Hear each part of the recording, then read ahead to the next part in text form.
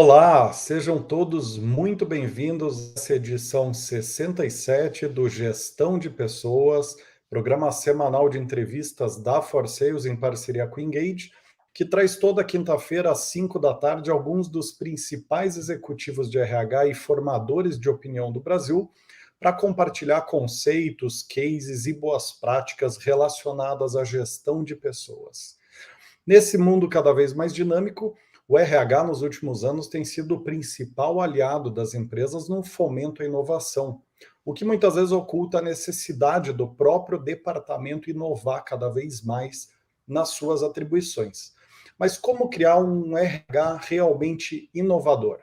No programa de hoje, nós teremos a grande honra de receber o Arthur Igreja, palestrante especialista em tecnologia, inovação e tendências, e autor do livro Conveniência é o Nome do Negócio.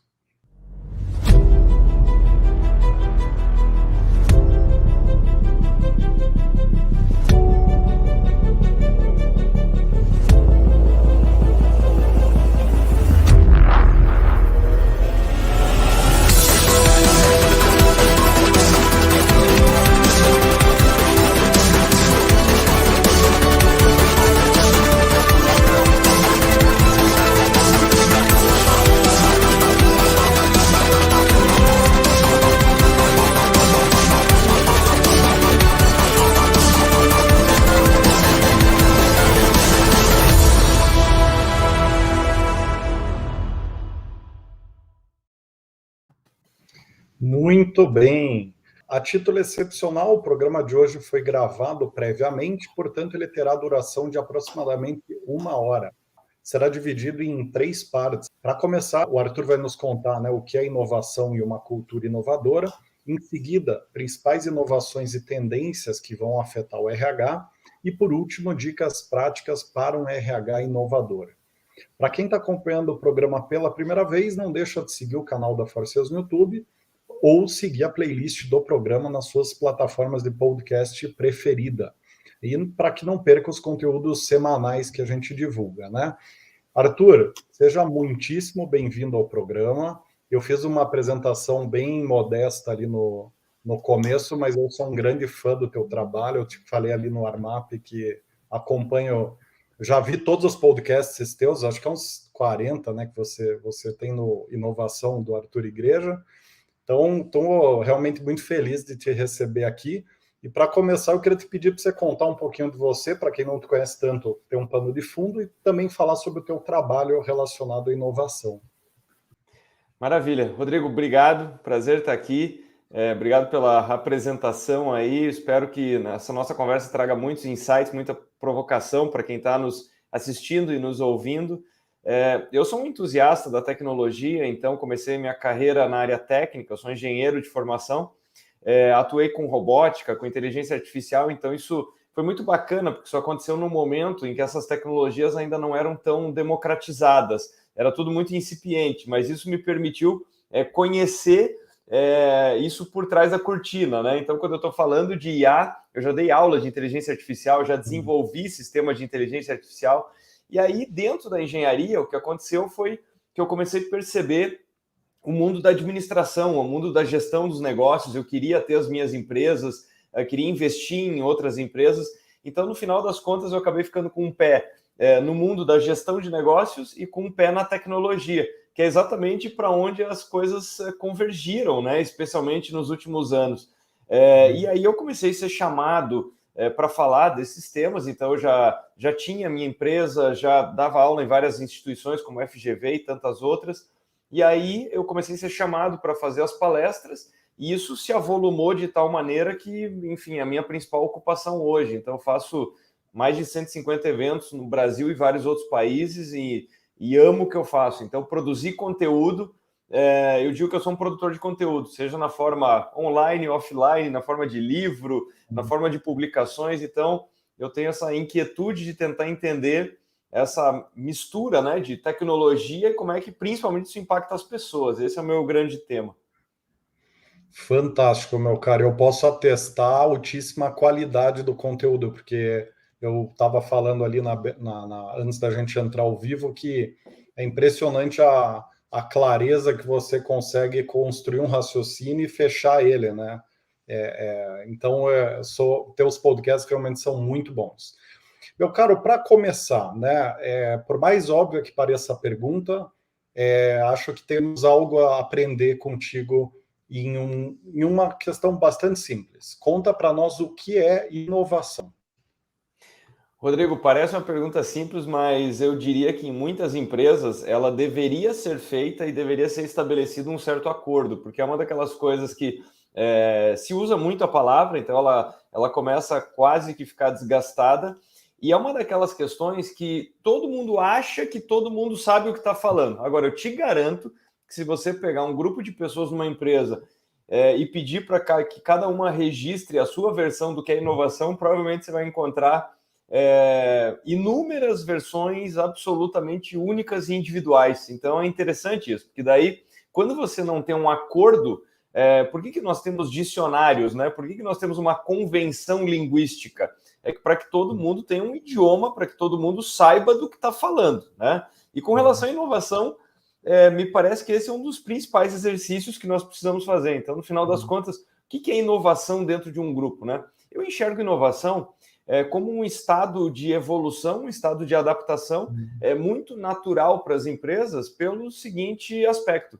O contexto muda o tempo inteiro. O que eu estou chamando de contexto?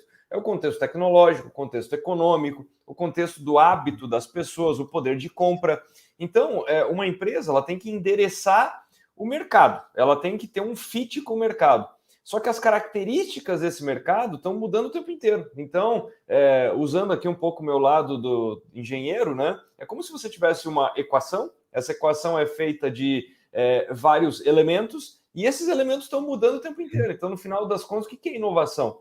É você conseguir estar mais perto do que está acontecendo, para que você possa ter uma chance maior de que você tenha um produto, um serviço que seja atraente. Ou seja, se você está tentando endereçar questões do passado, vão acontecer duas coisas. As tuas margens vão começar a ficar declinantes, os teus volumes de vendas vão ficar declinantes e a empresa eventualmente vai sofrer um colapso. Então é tão simples quanto isso, né? Nós temos empresas que são vencedoras por um tempo porque elas estavam dentro daquele contexto. Então elas foram contemporâneas por um período. Eu costumo dizer o seguinte, Rodrigo, o maior desafio de qualquer empresa estar dentro de 2021, nesse momento, né? Assim como o grande desafio que teremos no próximo ano é usar as ferramentas, os modus operandi, a mentalidade disponível em 2022. Se no ano seguinte você estiver usando a mentalidade de 2021, você vai começar a ter problemas. Então, inovação é esse processo paulatino, constante de buscar ser contemporâneo. Então, quer dizer, não é uma caça a tentar prever o futuro, não é intensivo o uso de tecnologia necessariamente, é simplesmente você caminhar junto com essa evolução natural do contexto. Muito bacana. Pegando essa tua analogia da fórmula, né, seria dizer que o X, a fórmula seria igual a um X que varia ao longo do tempo, e o nosso papel de inovação seria ajustar a fórmula para que ela dê Y, dê W, dê Z ao longo do tempo. Seria algo assim. Tão simples quanto isso. Uhum. Muito bom, muito bom. Meu caro, como que as empresas têm, você que tem, né, você comentou que 150 palestras, isso por ano, né, importante Por dizer. ano. Então, é muita coisa, você está basicamente presente em todos os segmentos de mercado, suponho, né? Então, essa pergunta que eu vou fazer em seguida é bastante pertinente, né? Você que está com esse olhar tão privilegiado da inovação acontecendo efetivamente, como que as empresas têm trabalhado o tema da inovação nesses últimos anos e de que forma você acha que a pandemia transformou isso? Essa é uma pergunta ampla e super pertinente, né? Então, quer dizer, você encontra de tudo, né? Tem desde empresas que elas caem numa armadilha muito perigosa, Rodrigo, que é o seguinte: por muito tempo as empresas elas foram geridas única e exclusivamente pelos seus resultados. Então, aqui nós temos uma armadilha, né? Por que empresas tão bem-sucedidas elas caem? Porque o resultado ele te dá um reforço de que você está fazendo as coisas bem. né? Então, isso é inegável, é uma coisa, quer dizer, é difícil para o nosso cérebro você olhar o teu negócio, pô, ele tem um bom faturamento, ele continua tendo um crescimento, ele tem um resultado líquido interessante, e aí você vai falar o seguinte, gente, alguma coisa está errada aqui. E não é errado, o fato é que tem que entender essa mudança de contexto ao longo do tempo. Então, nós temos empresas que elas ficam presas nessa ciranda de auto-reforço de que eu estou fazendo algo certo, ou seja, quem é capaz de dizer que nós não somos bons se o negócio continua dando lucro? O perigo é que isso pode não ser verdade daqui a algum tempo, né? Então, a empresa ela pode ter uma janela de oportunidade e essa janela pode se fechar logo à frente. Tem outras empresas que têm adotado um outro caminho que também não me parece o caminho mais adequado, que é entrar no mundo da inovação pela tecnologia. Então, é aquela abordagem que eu costumo dizer o seguinte, é como chegar numa loja de material de construção e perguntar o seguinte, o que tem vendido muito aqui? Ah, vende muito martelo. Então tá, então eu vou comprar um martelo e depois eu acho o que eu faço com ele, né? Então, tem muitas empresas que são orientadas por tecnologia, ou seja, ela se apaixona por IA, ela se apaixona por Big Data, ela se apaixona por bots, e aí ela sai tentando aplicar isso porque ela entende o seguinte, ora, se a outra empresa alcançou sucesso usando IA, essa há de ser a receita para o meu negócio, o que não é verdade, Então, quer dizer, se bot funcionou na empresa A, na empresa B pode ser um desastre. A questão é entender qual que é o seu desafio. E aí tem empresas que têm conseguido se destacar nisso, porque elas fazem uma inovação absolutamente inclusiva, uma inovação em que você consegue... Um desafio gigante é endereçar as demandas e ideias de clientes e colaboradores. Então, inovação não é um negócio que você tem que ficar, sabe, elocubrando, tentando encontrar assim, um problema que ninguém nunca enxergou.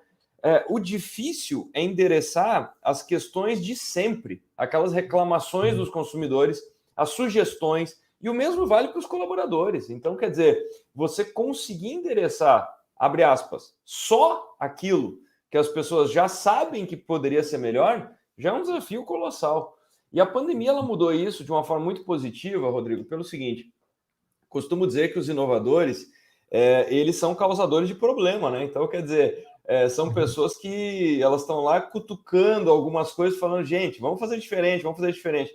E o que a pandemia fez foi o seguinte, ela causou uma guinada política sem precedentes, porque se durante um período normal a pessoa que quer fazer algo de diferente, ela tem que escrever um projeto, ela tem que mostrar viabilidade, ela tem que conquistar um espaço político para levar aquele projeto adiante. O que a pandemia fez? O modo sobrevivência foi chaveado e as empresas olharam para essas pessoas e falaram, escuta, cadê aquele projeto lá de transformação? Cadê? A gente está precisando dele para ter a manutenção do negócio. Então, os inovadores eles foram muito bem vistos na pandemia. E eu estou muito curioso para ver o que vai acontecer daqui para diante, porque algumas empresas, em vez de embarcarem de vez nesse modo inovação, elas simplesmente vão respirar aliviadas com o fim da pandemia e vão voltar aos seus métodos retrógrados. Então, acho que é uma janela, foi uma janela de experimentação, foi uma janela de muita novidade, foi uma janela em que a cabeça das pessoas estava aberta, mas o interessante notar é que não estava aberta pela consciência, estava aberta pela privação e pela sobrevivência, o que idealmente não são os melhores vetores de transformação. É muito interessante esse ponto que você trouxe. Antes da pandemia, tinha saído uma série de pesquisas de grandes instituições apontando o percentual de êxito que os CEOs de empresas estavam vendo que as suas empresas estavam tendo com a transformação digital, com a transformação dos negócios.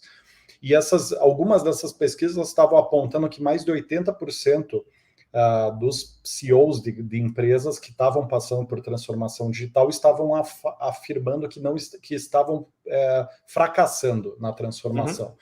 E aí, pegando esse teu ponto, me ocorre o seguinte, será que a pandemia não acelerou a velocidade da corrida de algumas empresas para o precipício, né? Porque se elas já estavam errando lá atrás, mais de 80% já estava errando, será que esse desespero pandêmico ele não acelerou o fracasso ao invés de aumentar a chance de êxito, Arthur? Fazendo uma pergunta aqui fora da pauta, mais pertinente. Eu acho que a pandemia trouxe três grupos de empresas, né? Então, as empresas que vinham fazendo o dever de casa, acreditando nessa necessidade de mudança constante, e me parece que elas conquistaram muito market share. Então, quer dizer, é aquela história da empresa que vinha trabalhando há muitos anos no fortalecimento dos seus canais digitais, e aí o que a pandemia fez foi o seguinte, uma outra metáfora que eu gosto de usar, tem muitos negócios que tinham estratégia única, canal único, então é como se você estivesse saindo da cidade A para a cidade B e tivesse uma estrada só. E essa estrada foi interditada. Então, por exemplo, a empresa que estava só no offline fechou essa estrada, puxa, agora não consigo chegar em casa, né? E outras empresas, elas já vinham construindo outros acessos, né? Então, quer dizer, aquela estrada ficou fechada, eu uso a B. Se a B não funcionou, eu vou para C. Mas eu tenho continuidade de negócio, né? Isso vale no mundo da tecnologia para quem tem armazenamento local e nuvem, para quem tem atendimento offline e online. Então, quer dizer, é quem tem alternativas. E aí o solavanco foi muito menor. O mesmo aconteceu com empresas que já tinham na sua rotina algum percentual de home office, né? Então, enquanto outras tiveram que sair comprando as pressas notebook, tiveram que descobrir o que termos como VPN, o que eram esses termos, né? Então, isso foi feito com silver tape, né? Isso foi feito com muita pressa, né? Com muita precariedade. Então, tem três grupos de empresas. Tem as empresas que vinham fazendo dever de casa e conquistaram market share. Tiveram as empresas, Rodrigo, que, honestamente, elas serão salvas pela pandemia, porque elas estavam com um ritmo tão lento de transformação e tiveram que fazer tanta coisa na pandemia e que, se tudo correr bem, elas vão aprender que esse caminho é um caminho interessante, esse caminho de transformação. E tem um terceiro grupo que vai colocar a conta na culpa vai colocar a culpa na conta da pandemia. Então, elas vão desaparecer ou já desapareceram nesse período, mas eram empresas que potencialmente, pela falta de velocidade, iam desaparecer daqui a 3 ou 4 anos. E aí elas vão falar que, enfim, foi por causa do decreto A ou B, foi por causa da crise econômica, foi por causa, enfim, elas vão simplesmente ter uma causa mortis, mas o fato é que isso ia acontecer de forma inevitável. Muito interessante. Agora, pegando esse contexto que você trouxe, para quem está dentro do RH de uma empresa e está querendo fortalecer a cultura de inovação dentro do próprio departamento de RH, né? Quais são os pilares de sustentação que você recomenda essa pessoa observar para construir essa cultura de inovação na própria área? Eu acho que tem alguns pontos importantes. O primeiro deles tem que estar muito atento a dois temas. Então, o primeiro deles é o seguinte: a grande mudança que toda empresa tem que estar olhando é a mudança do seu consumidor. Então, parece uma coisa muito óbvia, mas para várias empresas elas fazem o quê? Elas se fecham nos seus setores, nas suas rotinas, nos seus processos, e aquilo se torna uma coisa que toma de tal maneira a rotina das pessoas que elas, sabe, o cliente se torna uma abstração, se torna um ente muito distante, né? Então, isso vale para todo o setor. Se o RH não conhecer cliente, ele não vai saber o que, no final das contas, ele está tentando atender, ele não vai entender que tipo de talento que ele precisa. Então, isso vale para tecnologia, vale para finanças, vale para marketing, isso aqui vale para todo mundo. Então, quer dizer, qual deveria ser a coisa mais transversal em absoluto? O cliente, ponto, né? O segundo aspecto que se tornou profundamente transversal é ter algum grau de intimidade com tecnologia, né? Então, não tem como imaginar um gestor de RH que não entenda minimamente de como a tecnologia está impactando a sua área de atuação, né? Então, acho que esse é um segundo ponto importante. O terceiro é uma necessidade muito grande de humildade, porque o que está acontecendo no final das contas, Rodrigo, é o seguinte: eu, você, qualquer um, nós estamos a cada dia nos tornando menos representativos em relação à massa de pessoas que nós estaremos liderando, selecionando, enfim, as pessoas que interagem com a gente, né? Porque o que acontece é o seguinte: no passado, você tinha lá 3, 4 categorias de consumidor, então, quer dizer, baixa, média e alta renda. Você tinha... as pessoas viviam menos, então elas eram mais parecidas entre si. os hábitos eram mais parecidos, você tinha uma ruptura menor de geração e tudo mais.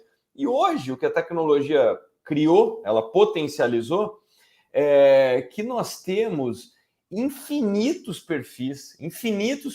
Então, nós temos microclusters, nós temos grupos pequenos, uma individualidade muito grande. Traduzindo, se no passado nós tínhamos 3, 4 tipos de cliente, 3, 4 tipos de colaborador, hoje você vai encontrar, quer dizer, se tornou impossível categorizar, o que eu acho incrível, porque toda categorização, no final das contas, é um preconceito, ela traz junto dela alguns preconceitos. Então, ter essa humildade de entender que você não representa grupo nenhum é muito interessante pelo seguinte, é perceber que o tempo inteiro está acontecendo alguma coisa que a gente não conhece. Então, quer dizer, quem tem... Eu percebo isso nas palestras, que quando eu falo de determinados games, quando eu falo de determinadas plataformas e tudo mais, normalmente as pessoas que levantam a mão e falam, poxa, eu já ouvi falar disso, são as pessoas que têm algum grau de convivência com criança. Então, quer dizer, ela por conta não descobriria aquilo. Agora, se ela interage com seus filhos, ela fala, pelo menos eu ouvi falar. E aí, por que eu estou falando isso? Porque dentro das empresas acontece exatamente a mesma coisa.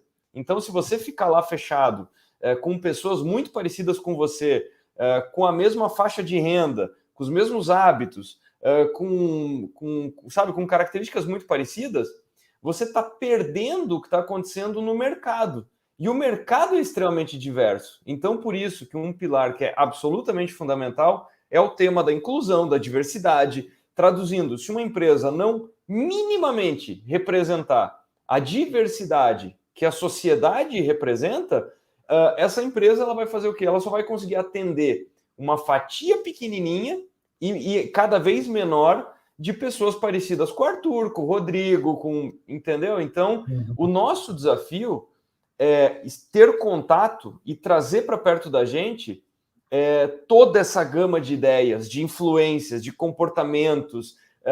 Assim fica mais fácil de olhar esse tipo de coisa e falar o seguinte, caramba, é assim que eu preciso reforçar o meu time, é assim que... E também você vai começar a entender quais são os seus pontos cegos, né? Então, quer dizer, assim como se você estivesse dirigindo e se você não der uma olhadinha para ângulos diferentes, você vai ter algum problema. Então, acho que esse pilar é muito fundamental. Então, ter essa visão um pouco mais sistêmica e desapegada de você mesmo, eu acho que, para quem está falando de gestão de pessoas, é primordial.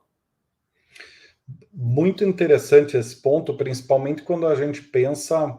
você falou de entender o público-alvo, né? Nesse caso seria o colaborador, né? O público-alvo do RH, e chama a atenção uma coisa que a gente vai falar daqui a pouquinho, que é a questão dos ciclos cada vez mais curtos de transformação do conhecimento, né? E dos perfis das pessoas, também essa pluralidade que tem acentuado cada vez mais e mais rápido, torna esse trabalho de empatizar com o teu público-alvo cada vez mais dinâmico e exigente, né? Porque antigamente, na década de 80, talvez você conseguiria colocar em caixinhas os perfis da tua empresa, né?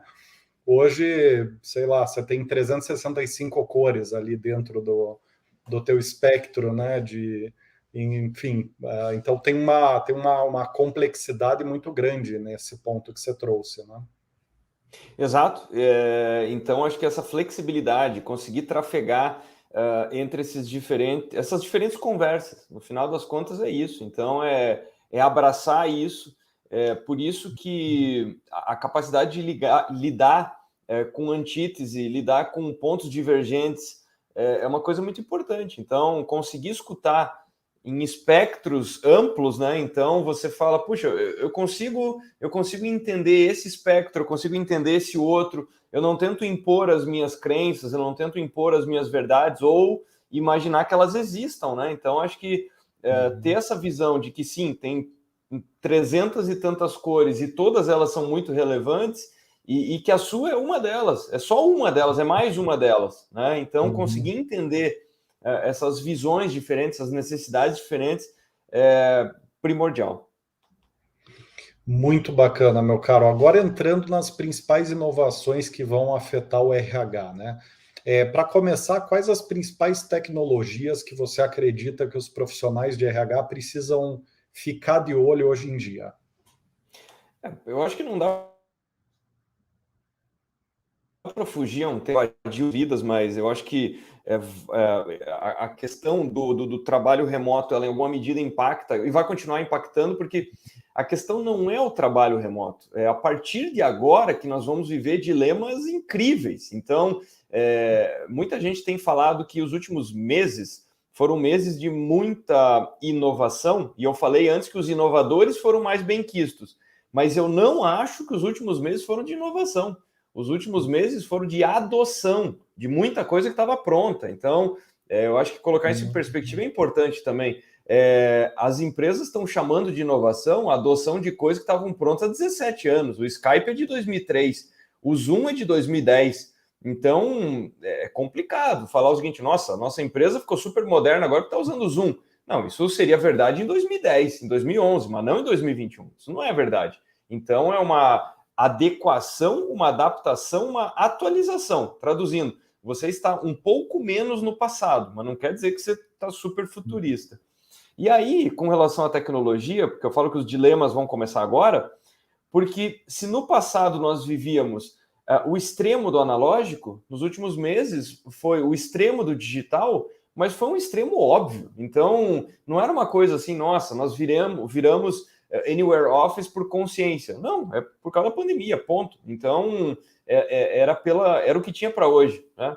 E aí o interessante vai ser o que vai acontecer agora. Né? Eu tenho chamado de o dilema da quinta-feira. Né? Chega quinta-feira, 14 horas, e alguma pessoa fala o seguinte, bom, pessoal, então até semana que vem e tudo de bom.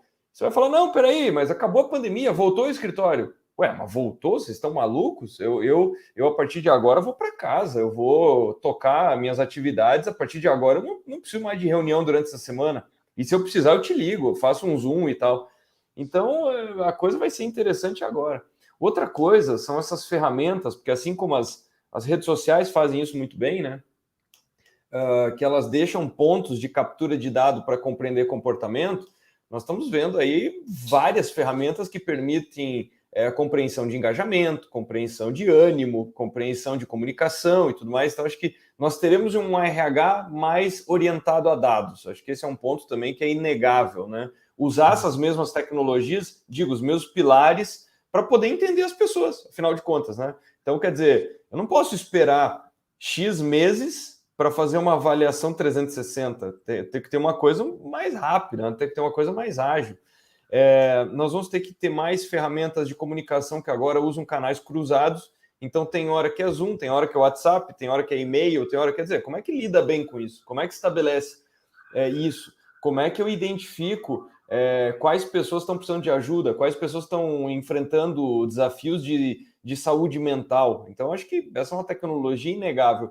E sem falar nas tecnologias para que se possa reconhecer talentos. Então, quer dizer, muita empresa está fazendo isso através de TikTok, muitas empresas estão pedindo para as pessoas produzirem conteúdo para que você possa avaliar, muitas empresas estão usando tecnologia para que você possa fazer seleção às cegas, para que você faça uma seleção orientada por tarefa, para tentar mitigar um pouco esses preconceitos e esses vieses na hora da seleção. Então, quer dizer, tem tecnologia por absolutamente todo canto, né? Enfim, tempos desafiadores e muito interessantes. Maravilha. E agora falando de tendências do mundo do trabalho, né? O que você tem dois podcasts incríveis, um que é o formas de tem os nomes, eu tenho um problema que são nomes curtos ali, acho que é Futuro do Trabalho e um outro agora me fugiu, mas são dois, cada um aborda um espectro dessas tendências. Então eu queria que você resumisse aqui para nós quais são os principais vetores, aí, as principais rotinas que vão mudar, perspectivas de RH que vão mudar. Você falou um pouquinho de home office ali na tecnologia, porque no final do dia ele mistura um pouco de tendência com tecnologia. Sim. Mas falando de tendência a tendência, o que você acha que tem pela frente no mundo do trabalho? Eu acho que o que está acontecendo, que está se acelerando, porque muito disso nós começamos a sentir por hora, né, nesse momento, essas tendências elas são puxadas pelas empresas de tecnologia, né? Porque elas têm um modus operandi diferente das outras, né? Dos outros setores. Então, tem outros setores que são mais tradicionalistas, e eu estou falando aqui isso sem caráter de julgamento, é o que é, né? Então, o setor de tecnologia, ele já vinha trabalhando dessa maneira e já vinha trazendo muita coisa que nós estamos começando a ver agora. Então, o que eu quero dizer? Assim como nós temos no mundo do software as APIs, né, que são interfaces em que você conecta o software A com o software B, eu acredito que é um mercado de trabalho que começa a funcionar por APIs. Então, a pessoa A, ela pluga naquela empresa e pode ser que faça muito sentido aquele arranjo que nós conhecíamos, né, que, sejamos francos, é uma aposta, né? Então, quando você fala o seguinte, olha, eu preciso dessa pessoa full-time, é uma aposta incrível, porque você acredita que você vai ter escopo de trabalho durante o slot inteiro de tempo do ano e que aquela pessoa vai entregar de forma extraordinária aquele tempo. E do lado da pessoa, ela também está fazendo uma aposta, porque ela acredita que ela vai ser suficientemente remunerada por aquela estabilidade, por aquela troca, né? Então, o que eu quero dizer é o seguinte, os grandes profissionais, eles estão trabalhando de forma cada vez mais atomizada, cada vez mais por conexão, eles estão sendo incrivelmente assediados. Eu não estou falando aqui só de pular da empresa A para a empresa B. Tem muitos que estão chegando à conclusão que ele quer trabalhar com 2, 3 empresas ao mesmo tempo. Assim, ele vai poder gerir o tempo dele melhor, ele vai poder ganhar mais, ele vai poder ter um frescor maior no tipo de projeto. Então, essa é uma coisa que na tecnologia está acontecendo de forma muito abundante, né? E eu acho que essa é uma tendência muito importante, conseguir trabalhar com maior dinamismo, ao contrário de maior estabilidade, né? Então, vão ter mais idas e vindas. Nós temos aí uma coisa que é óbvia, né? Que são muitas gerações coexistindo, e eu espero que isso aumente. Na média, as empresas ainda são incrivelmente ineficientes em fazer integração geracional, incrivelmente ineficientes nisso. Elas deixam profissionais para trás que são absolutamente... poderiam desempenhar, ter uma performance incrível. Então, acho que é um mercado de trabalho que, sabe, ele começa a se parecer muito com apps, ele começa a parecer muito com essa história de eu conecto com o motorista de aplicativo, nós temos uma relação incrível durante 20 minutos e nós nos desconectamos, e funciona muito bem para os dois lados. Então, acho que essa é uma coisa que se acentua, e a pandemia ela escancarou essa porta, porque antes era uma coisa do mundo da tecnologia, era uma coisa assim, um programador está trabalhando em Florianópolis por causa da qualidade de vida e por causa da praia, ele está atendendo uma empresa em São Paulo e uma no Vale do Silício, e ele escolheu trabalhar 4 dias por semana. Só que isso, como eu falei, tem muito mais a ver com os profissionais de ponta.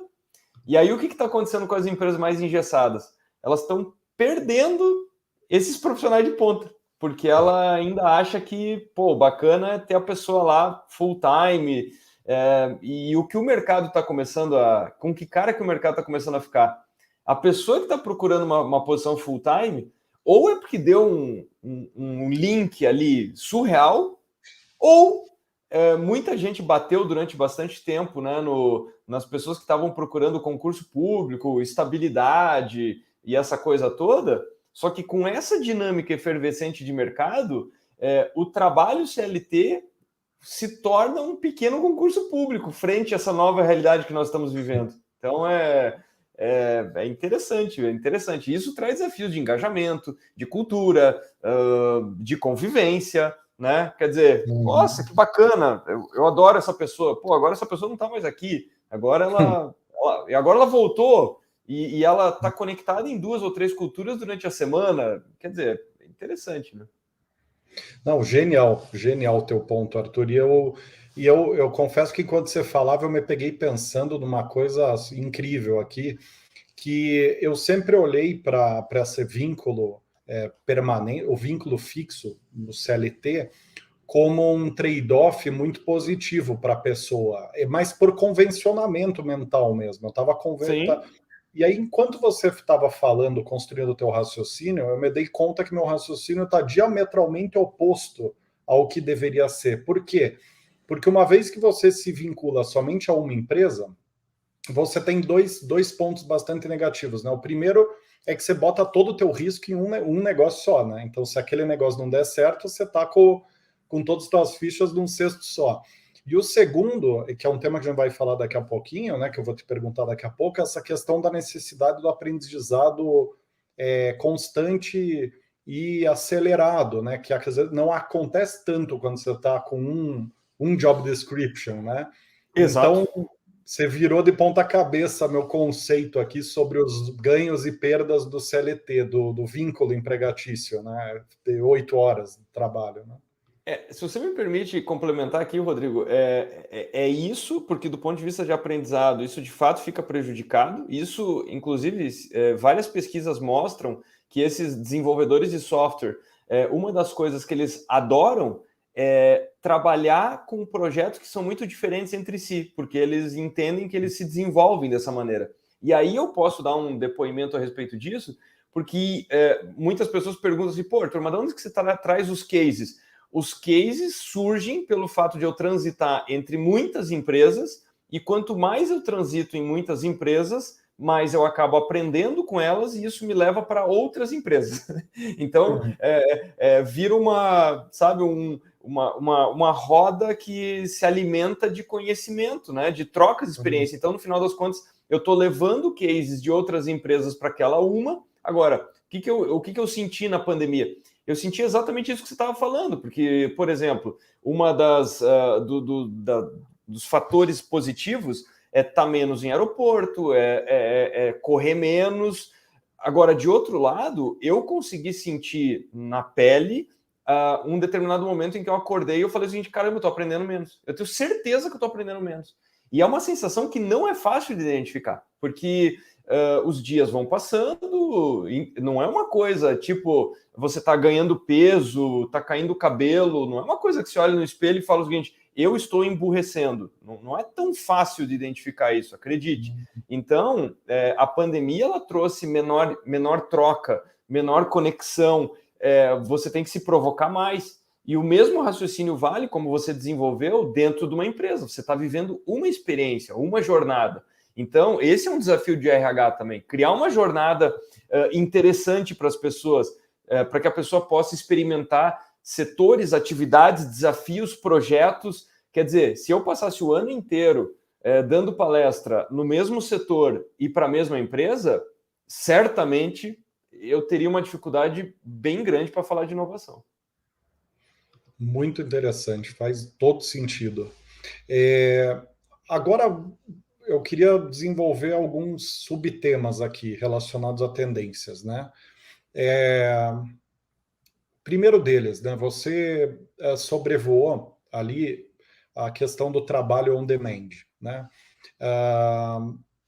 Ou seja, ele é muito mais baseado em resultado do que em tempo, né? E com contratos temporários muito mais do que contratos de longa duração, ou com multa rescisórias, com amarras, né? Você prevê isso ganhando força com que velocidade aqui no Brasil, pensando que a gente é um país que... Eu estou fazendo uma pergunta bem difícil, porque envolve política pública, envolve convenção mundial de trabalho e tudo, mas com que velocidade que você apostaria que isso vai acontecer, esse trabalho on demand? Eu acho que ele já está acontecendo, mais uma vez, em um grupo de empresas, né? Então, com relação a qualquer tendência, nós temos que entender que se a nossa percepção é de que uma coisa não está acontecendo, é porque provavelmente nós não temos contato com esse grupo que está fazendo isso. Então, se alguém falar o seguinte, pô, mas isso aí que o Arthur está descrevendo é uma maluquice, caramba, eu vou contratar a pessoa por um projeto e ela não trabalha comigo, e como é que ficam as liabilities, como é que fica... Acredite, isso está acontecendo com incrível velocidade. As empresas de tecnologia, o que elas querem é entrega de escopo. Então, se essa pessoa está na Líbia, se ela está na Indonésia, não interessa. Que horário que ela vai trabalhar? Não importa. Enfim, a questão é muito orientada a escopo e impacto. Então, o que eu chamo... o escopo é uma coisa óbvia, né? Então, quer dizer, eu espero uma entrega que tenha determinado formato, né? E o que é impacto? Eu quero pessoas que causem um antes e depois, né? Então, quanto maior esse antes e depois, mais valiosa essa pessoa é. E se ela faz isso de uma forma diferente, se ela faz isso do jeito dela, já não é mais tão relevante, já não é mais tão relevante. Então, essa padronização, enfim, ela começa a cair. Então, eu acredito que o on-demand, ele vai crescer, e eu acho que ele não funciona para tudo. Então, mais uma vez, o que é super importante, quando você escuta tendência, é você também não ficar usar a exceção para justificar a regra. Então, você fica pensando, não, peraí, Arthur, mas eu tenho uma tarefa na minha empresa que ela precisa que a pessoa esteja lá o tempo inteiro. Tá lindo, tá ótimo, tá entendido. Para essa tarefa, esse é o melhor modelo. Agora, para outras tarefas, usar o pressuposto da pessoa lá, CLT, o tempo inteiro disponível e tudo mais, pode ser um engessamento incrível. Então, a sabedoria consiste, eu falei antes de entrar na loja de material de construção, comprar um martelo e sair procurando o que fazer. A sabedoria consiste em usar a ferramenta certa para o desafio certo, né? Então, assim como o CLT para tudo me parece uma aposta arriscada, on-demand para tudo também não funciona. Também não funciona. Então, assim como trabalho remoto para tudo não funciona e trabalho presencial, idem. E com relação a essas questões do Brasil, nós temos que lembrar que a tecnologia está sobrepondo isso já há algum tempo, né? Então, você pega uma plataforma como Fiverr, como tantas outras, que são conexões de pacotes de trabalho, a empresa ela vai declarar como uma emissão de nota, né? Ela vai declarar como uma contratação de escopo. Então, isso é absolutamente maior do que o Brasil. E é de fato, né? Porque é uma prestação de serviço de tempo limitado, né? De horas, né? Exato. Tem a característica de vínculo trabalhista, né? Exatamente. Muito bacana, Arthur. Agora, um tema que não pode faltar aqui na nossa conversa é sobre a questão do 100% home office, né?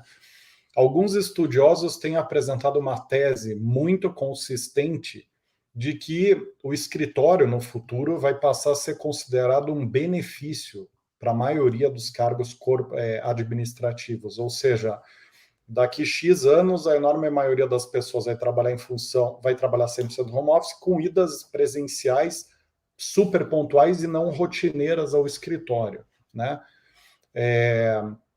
Eles falam muito do case do laptop e do desktop, né? Que quando lançou o laptop, todo mundo achava que o laptop que seria para especialistas e o desktop que seria para generalistas, ou seja, não, o laptop vai ser só para aquele engenheiro civil de campo que precisa abrir lá a planta do projeto lá. Então, a maioria vai usar, e no final do dia foi exatamente o contrário, né?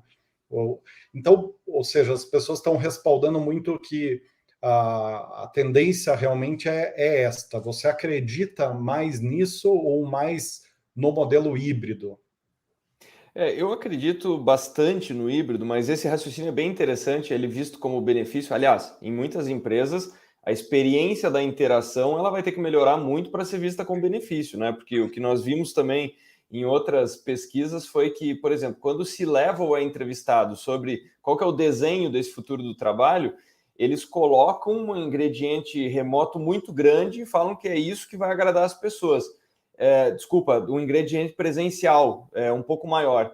E aí, essa mesma pesquisa foi feita mais com base da pirâmide e o resultado foi quase espelhado. Então, as pessoas falando, olha, eu quero ficar mais em casa, menos deslocamento, consigo cuidar melhor da família e porque a pessoa não está exatamente feliz com a experiência que ela encontra no seu ambiente de trabalho. Então, isso é interessante.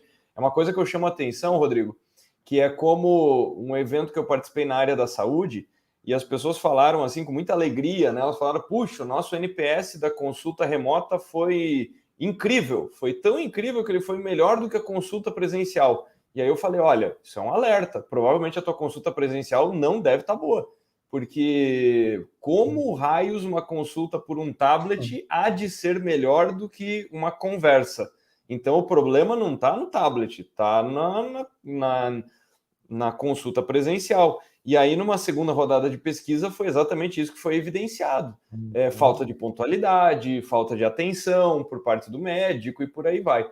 Então, quando a pessoa elogia incrivelmente o trabalho remoto, é uma oportunidade para refletir o que de errado está acontecendo no escritório. Por isso que eu acredito muito no híbrido, porque tem momentos que são remotos. Então, essa premissa, ela já era absolutamente infundada, né? Uma pessoa dirigir 3, 4 horas para pilotar uma planilha. Essa é uma premissa de um tempo em que só existia computador na empresa. Então, a pessoa tinha que ir até a empresa pelo fato de que ela não tinha computador em casa. E isso, para muitas empresas, não é verdade há muito tempo. Inclusive, em muitos casos, a pessoa tem um device pessoal que é muito mais rápido e muito melhor do que ela encontra no trabalho. Então, são premissas do passado, né? Por isso que eu acredito no híbrido, porque tem discussões relacionadas à criatividade, à inovação, à interação, que me desculpe, no Zoom elas são medíocres, elas são pífias. Então, tem momentos que são de criação e relacionamento, e outros que são de entrega, burocracia, e são momentos solitários, e está tudo certo. Então, acho que o importante, mais uma vez, nós vivíamos o domínio do analógico com todos os seus problemas, e nós conhecíamos todos esses problemas. Agora, nós experimentamos outro extremo, né? Por curto espaço de tempo, menos de 2 anos. E agora as pessoas estão começando a entender que esse modelo também tem lá seus limites. Então, quer dizer, quando você fala de um benefício, eu acho que para uma empresa que faça uma boa gestão desses temas, vai ser isso aí mesmo, vai ser isso aí, porque muitas empresas vão se dar conta que o custo é mais adequado, você precisa de um footprint menor, você gasta menos energia, enfim, acho que faz muito sentido. Agora, para muitas pessoas, nós temos que lembrar que também é o seguinte, né? Simplesmente falar o seguinte, home office,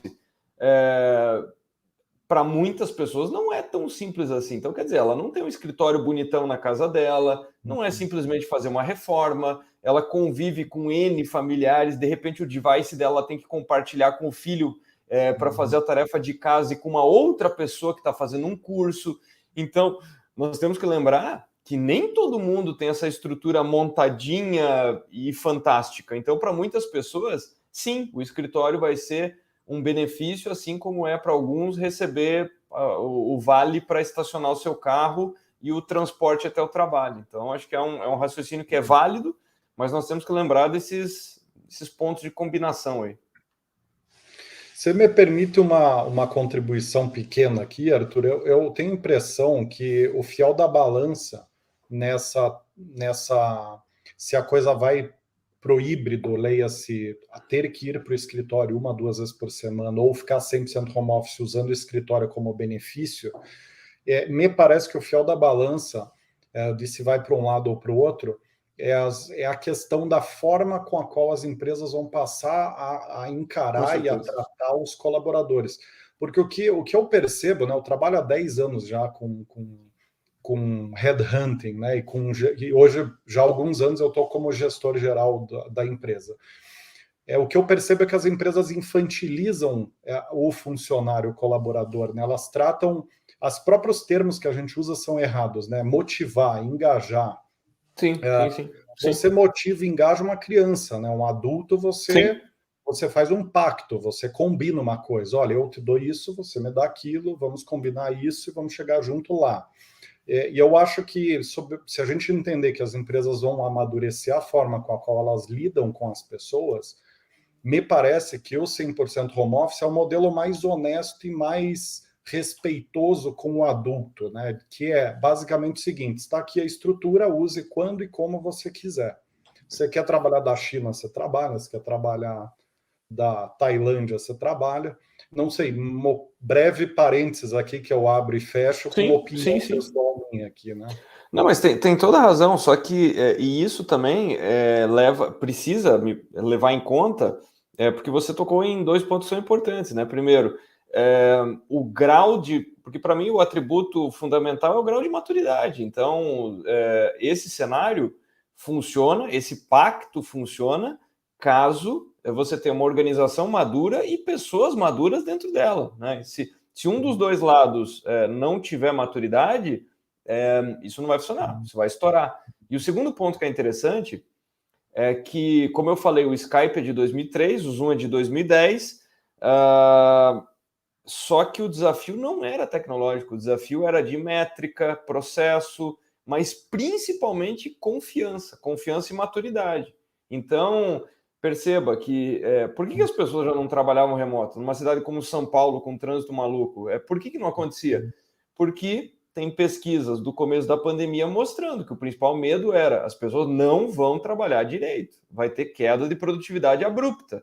Aí você repete a pesquisa 14 meses depois e o atributo número 1 das empresas líderes foi: caramba, eu notei um aumento de produtividade. Então, quer dizer, ela confiava nas pessoas de uma maneira muito taylorista, do tipo, se eu estou observando diretamente, aumenta o output desse processo, né? E ele é fruto da observação direta. Então, sim, eu vou fazer essa pessoa pegar 3 horas de trem, metrô e seja lá o que for, para que eu possa olhar. E esse meu olhar é que está fazendo com que ela trabalhe. Ou seja, é um comportamento, assim, aos olhos do que nós temos de possibilidade hoje, primitivo. Muito bacana, Arthur. Antes da gente falar de futuro do trabalho, do profissional do futuro, perdão, que é um tema que, inclusive, você mencionou num podcast que vai ser, parece que você está escrevendo um livro sobre isso, né? Sim, sim. Então, estou bem curioso aqui para saber tudo que você tem para nos contar aqui previamente, né, sobre isso. Eu não queria deixar de te pedir para falar um pouquinho sobre Geek Economy. Você fala bastante de corporativismo de trabalho, né? Um conceito bem interessante, também marketplace, uberização. Conta um pouquinho desse conceito, o que é e de que forma que você vê ele ganhando corpo ou interagindo com o mundo de hoje do trabalho. Essa gig economy é essa economia por conexão, né? Então, por vezes, ela está dentro de uma plataforma, está dentro de um aplicativo, ela usa tecnologia e por vezes não, por vezes isso acontece de forma informal, né? Então são profissionais que são demandados ou que fazem vendas de pacotes de trabalho e tudo mais. Então no final das contas, é essa conexão de oferta e demanda, de reconhecimento de competência e demanda do outro lado, de entrega, mas de uma forma que extrapola aqueles limites ali de um relacionamento estabelecido, né? Que nós aqui estamos chamando de CLT, mas enfim, é um contrato formal de trabalho. Então, dito isso, isso está crescendo, só que a minha grande expectativa é que continue crescendo, mas que nós sejamos capazes de entrar numa fase em que isso seja menos nocivo para todas as partes. Então, acredito que nos últimos anos nós entendemos esse conceito de plataforma, mas ainda o modelo está penalizando alguém. Então, o que eu estou chamando de modelo que está penalizando alguém? Nós temos, de um lado, a empresa que constrói a plataforma. Então, eu vou usar o Uber aqui como exemplo para tangibilizar isso. Então, você tem uma empresa de tecnologia chamada Uber, né? Na outra ponta, você tem consumidores que querem um serviço de qualidade pagando o menor valor possível. Na outra ponta, você tem pessoas que querem maximizar o seu rendimento, seja através de demanda, ou seja, elas querem receber corridas. Então, no caso delas, elas querem ter aumento de demanda e aumento de receita e aumento de tarifa, né? E o quarto pilar dessa história chama-se investidores, que estão alocando seu capital na empresa de tecnologia, querem um aumento do tamanho do negócio e tem também lá os seus interesses. E, por fim, nós temos o sócio natural de todos os negócios, é o sócio que não é escolhido, chamado governo. Quando você pega esses 5 entes, e se você for desenhar uma tabela de interesses, os interesses são profundamente conflitantes entre esses 5 atores de um modelo de plataforma. Então, tem gente que acha que o modelo de plataforma é a plataforma e, de um lado, oferta e demanda, e é um tripé. Não, não é. Tem pelo menos 5 entes nessa história, e os exemplos que nós temos são muito tóxicos. Então, no final das contas, nós estamos vendo aí motoristas exauridos, consumidores não exatamente satisfeitos com uma série de eventos, os investidores com uma capacidade de pressão incrível, a empresa usando das suas atribuições tecnológicas para se isentar de uma série de questões, e o governo tratando tudo isso como um modelo de negócio do passado. Então, eu acho que todo mundo está um tanto insatisfeito com essa primeira fase da economia da plataforma. Então, só para fechar a resposta, eu acho que o trabalho vai caminhar para isso, porque afinal de contas é menos emprego, mas é mais trabalho, mas com arranjos mais saudáveis, com parâmetros mais saudáveis. Eu não consigo entender, porque normalmente quando uma pessoa fala assim, não, mas o negócio funciona, normalmente essa pessoa não dirigiu Uber na vida até agora. Então, Uber, ou seja lá, qualquer outra plataforma, né? Para sentir os temores aí e os problemas, né? Então, acho que nós entraremos num estágio de maturidade que ainda está por ser desenvolvido. Muito bacana, muito bacana. Agora sim, falando do profissional do futuro, algumas perguntas rápidas aqui, né? Você, num dos podcasts, você comenta que hoje já não existem mais aqueles 3 checkpoints de carreira que tinha antigamente, né? Que era escolher a faculdade, trabalhar e se aposentar. Quais as habilidades que o RH precisa buscar nos profissionais que ela for recrutar, pensando que a gente já não tem mais esses parâmetros, né, muito claros, né? Eu acho que o principal é entender que não necessariamente você está procurando uma pessoa para a vida inteira, né? Para a carreira da pessoa ou por muitos anos, e está tudo certo, está tudo certo. Então, essa conexão ela está acontecendo. Por exemplo, hoje você tem CFO on demand, hoje que a pessoa está trabalhando para várias empresas, você tem pessoas que chegam e falam: olha, o meu desafio é de 1 ano, meu desafio é de 2 anos, esses são os meus objetivos. Para outros, é fundamental entender que momento que ela está vivendo. É um momento de busca por aprendizado, é um momento de monetização, é um momento de repente, conquistar dentro de alguma empresa a capacidade de ela ter stock option. Enfim, eu acho que, mais uma vez, assim como o atendimento ao consumidor final, o maior desafio é conseguir construir ofertas personalizadas. Então, eu estou falando isso, parece que eu estou falando de um produto final, mas é isso. É a empresa olhar o desafio dela, ela vai precisar de ajuda, ela vai precisar de pessoas, mas ela não pode simplesmente declarar uma vaga. Então, a vaga, ela ficou uma coisa, sabe, ela ficou absolutamente sem personalização. Acho que esse foi o problema por muito tempo, sabe? Simplesmente falar o seguinte: olha, eu preciso de um analista de não sei o quê. Essa vaga não quer dizer nada, ela não quer dizer nada. Ela não está falando do tipo: olha, esse é o meu desafio, esse é o teu desafio. Vai ter uma necessidade de negociação muito maior.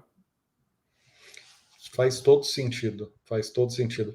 Como que você acredita que a área de... Você já falou um pouquinho sobre customização, né? Mas, além disso, tem mais alguma dica que você daria para profissionais de RH criarem um plano de carreira condizente ou até indo até um pouco além? Você está... Podemos entender que você está querendo dizer que o interessante é não ter esse apego a planos de carreira, é ter essa customização ao invés da padronização. Eu acho que é isso. Eu acho que é isso. São planos de carreira. Eu acho que ele é importante, sim, Rodrigo. Mas entendendo que esse plano de carreira, por que eu estou falando que ele é importante? Pode parecer contraditório aqui com tudo que eu falei de conexão, de on-demand, gig economy e tudo mais, tá? Que eu acredito muito. Mas ele é importante porque, no final das contas, o ser humano ele precisa ter respeito, ele precisa ter o sentimento de evolução e ele precisa ter uma clareza do que ele está perseguindo. Então, são elementos básicos, sabe? Básicos. Antropológico. Então, exato. Então, nós não podemos simplesmente achar que todo mundo lida bem com esses desafios, com essa volatilidade. E o que eu estou falando são de tendências que me parece que vão crescer. Agora, se você esbarrar com uma pessoa que falar o seguinte: olha, eu não quero nada disso. O que eu quero é estabilidade, é CLT, é escritório físico, das 8 às 18, e é isso que eu quero. Tá tudo certo.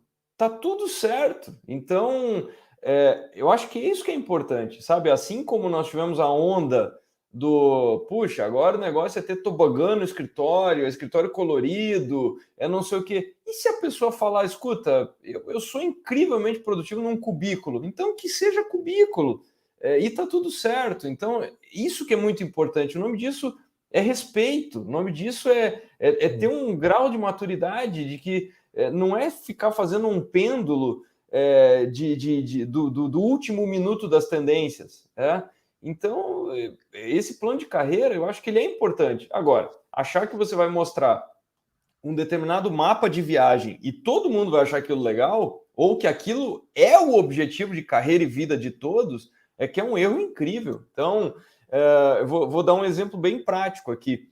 Em muitas cidades, tem aqueles ônibus cortados, né, que tem o segundo andar aberto, e você paga uma tarifa e você tem uma jornada. Olha, vai passar na frente do ponto turístico A, do B, do C, do Zeta. E tem muitas pessoas que chegam nessa cidade sem saber nada sobre a cidade, coloca o audio guide, aprende um pouquinho sobre cada lugar e acho o máximo. Eu tenho repúdio pessoal por aquilo com todas as minhas forças, mas eu tenho a consciência de que isso é uma característica do Arthur, sabe? O que é legal para mim é construir a minha jornada de visitação e estudar muito sobre a cidade. E eu gosto de caminhar, eu gosto de correr, mas são características minhas, ponto. Então, a minha jornada, ela tem uma característica como se fosse um plano de carreira da minha viagem turística. Agora, para outras pessoas é o ônibus, e os dois são relevantes, os dois são importantes. Então, eu acho que simplesmente se pegar todos os turistas e falar o seguinte, seja bem-vindo a Londres, você vai ter que passar por esse ônibus, e é esse ônibus que nós temos. Puxa, muitos vão ficar frustrados. Você sabe que tem uma analogia muito interessante disso que você está falando com o próprio fenômeno que surgiu uns 10, 20 anos atrás, que é o fenômeno do ressurgimento de empresas que morreram há 30, 40 anos atrás, devido a esse fenômeno de cauda longa, né, de você começar a atender os anseios mais customizados e específicos do indivíduo, né? Então teve casos, por exemplo, de empresa de pimbolim que tinha falido, pimbolim não, Pinball, né? Que tinha falido em 1960 e que surgiu agora. Teve outros casos de empresas de videogame retrô que fechou. Sim, e perfeito. Surgiu. Quer dizer, hoje você, com essa super segmentação que a gente tem na internet, você consegue e precisa, talvez, atender esses anseios do indivíduo, não da coletividade, né? Exatamente. Então, entender que você vai ter cada vez mais dificuldade para você, com uma receita ou com poucas receitas, conseguir agradar massas, mas você vai conseguir agradar incrivelmente nichos, né? Então, eu acho que isso é importante. Indo na linha do que você está falando, se eu puxar minha cadeira para o lado, aqui tem um pouquinho, eu tenho várias outras estantes da minha coleção de vinil, que é uma coisa absolutamente nichada, mas que quem está nesse mundo é apaixonadíssimo por isso. Então, quer dizer, o vinil vai voltar a ser mainstream? Nunca, jamais, nunca. Mas o engraçado é que hoje ele tem margens, as melhores margens da história, e os consumidores mais assíduos e satisfeitos. Então é isso. Que coisa, né? Impressionante. Agora, nossas últimas 4 perguntas aqui, tá? Então, para fechar o bloco tendências e inovações, eu queria te perguntar o seguinte, e aí em seguida a gente já entra em dicas frontais para o RH e realmente inovar. Então, a última pergunta seria, você mencionou também, e é um fato já que a Harvard Business Review, inclusive, escreveu um artigo sobre isso, que é aquela questão do conhecimento que antes demorava 20 anos para se transformar completamente, hoje se transforma a cada 2, 3 anos, ou seja, as pessoas precisam reaprender 100% do que elas sabem fazer a cada 2, 3 anos. Então, eu queria que você desse uma dica de como que as empresas podem organizar seus programas de treinamento e desenvolvimento para atender essa nova realidade tão dinâmica, tão rápida. Acho que o ponto de partida é sensibilizar de que isso não é uma cobrança, não é uma, sabe, enfim, que eu acho que é muito importante entender que isso é uma troca, né? Uma empresa ela é tão bem sucedida quanto a densidade de conhecimento, talento, atitudes e comportamentos que tem ali dentro. Então, do lado da empresa. Você está querendo manter a relevância e a densidade, e do ponto de vista da pessoa, isso é fantástico, porque ela se mantém em forma, né? Então, ela se mantém, como eu falei, o tempo e a mudança de contexto é um vagão de trem que só está indo adiante, né? E você continua nele olhando uma bela paisagem, né? Então, você não fica pelo caminho. Então, acho que isso enfim, tem que, antes de tudo, ter esse acordo, né? Porque senão fica parecendo uma coisa que representa mais horas de gasto energético, mais horas de estudo, mais horas disso e daquilo. Eu acho que se você tem gente que entende esse cenário, você encontra muita gente que é apaixonado por aprender, que vai amar esse negócio. Então, acho que, antes de tudo, você falou impacto, tem que ter um impacto por esse negócio, senão você não vai conseguir. Você não consegue treinar, você não consegue educar, você não consegue um indivíduo que não entenda a importância disso, que não embarque nessa história. Só vai se tornar desperdício de verba, desperdício de tempo, enfim. Interessante, interessante. Então, já uma dica aqui para outra pergunta do que buscar nos profissionais, quer dizer, buscar pessoas que têm essa avidez por conhecimento e por aprender, né? Arthur, agora indo para dicas práticas para um RH inovador, nossas últimas perguntas aqui. Na tua opinião, o que o RH pode fazer para se preparar para tudo isso que a gente falou hoje? Um ponto que é fundamental para mim é reconhecer tudo isso e fazer uma coisa que eu chamo de abrir a janela, né? Então, uma coisa muito perigosa é acreditar que os nossos desafios são absolutamente únicos e inéditos, e muito dificilmente eles são, muito raramente. Então, ter mais uma vez, a humildade de que outras pessoas estão buscando isso te encurta incrivelmente o caminho. Então, participar de fóruns em que você possa encontrar outras pessoas que estão fazendo isso, se cada uma delas puder trazer uma contribuição, todos vão encontrar caminhos numa velocidade incrivelmente menor. Então, é muito importante reconhecer, buscar experiências com outras empresas, até porque nós temos que lembrar que o mercado hoje ele não funciona mais como funcionava. Então, o que eu quero dizer é do tipo, a fabricante de carro A compete com a fabricante de carro B. Nós estamos numa competição de experiências, e o mesmo acontece com os colaboradores, especialmente com pessoas que conseguem migrar de área com muita facilidade. Porque para pensar, alguém que é um desenvolvedor de tecnologia, no passado, a única opção que ele tinha era: vou trabalhar numa empresa de tecnologia. Hoje ele pode trabalhar em absolutamente qualquer empresa, absolutamente qualquer uma, independente de setor. Então, uma pessoa que atuava no marketing no passado, ela teria que procurar uma grande agência. E em algum momento o mercado se consolidou e tinha muito poucas agências. Esse era o mercado. Hoje, uma pessoa de comunicação, ela pode trabalhar em absolutamente qualquer empresa. Então, reconhecer que esse desafio é global e aprender com outros profissionais da área, eu acho que é um bom ponto de partida. Muito bacana. Uma pergunta complementar aqui num dos podcasts você fala bastante sobre o mundo binário, né, onde poucos profissionais e empresas vão ganhar muito e muitas empresas e profissionais vão ganhar pouco ou cada vez menos, né? Quais dicas você daria para o RH colocar a empresa e os seus profissionais no lado dos que ganham muito? Uma dica é o seguinte, né? Também reconhecer, uma outra comparação que eu faço é que, aliás, conversando com várias pessoas, isso é um tema que também está amadurecendo. Nós estamos tendo menos exércitos e cada vez mais times de elite, né? Então, isso fala sobre remuneração, fala sobre forma de trabalho, o grau de maturidade. No passado, as empresas se orgulhavam, né? Então, quando elas falavam o seguinte: puxa, passamos a marca de 100 colaboradores, daí depois era a marca dos 500 colaboradores, né? Então, nas fichas cadastrais tinha lá, né? Coloque lá o número de pessoas que você já liderou. Isso é irrelevante hoje em dia, né? Então, quer dizer, se você tem lá 5 pessoas incríveis, você pode mudar o mundo com isso. Então, acho que no espectro das empresas que vão ganhar muito, elas têm uma densidade absurda de entrega, de talento, de cérebros ali, E eu acho que isso é um ponto que, sabe, hoje vale muito mais qualidade do que quantidade. Eu acho que é um desafio aí que vale a pena ficar de olho, sabe?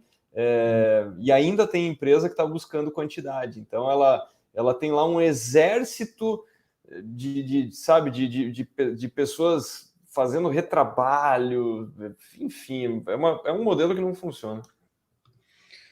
Faz muito sentido. E para finalizar, a gente sempre que a gente fala de inovação, de transformação digital, transformação cultural, a pergunta que mais surge aqui do nosso público é das pessoas que trabalham em empresas com perfil engessado e tradicionalista, que não são poucas. Essas pessoas sempre perguntam, né, como realmente inovar quando a organização possui um perfil mais burocrático.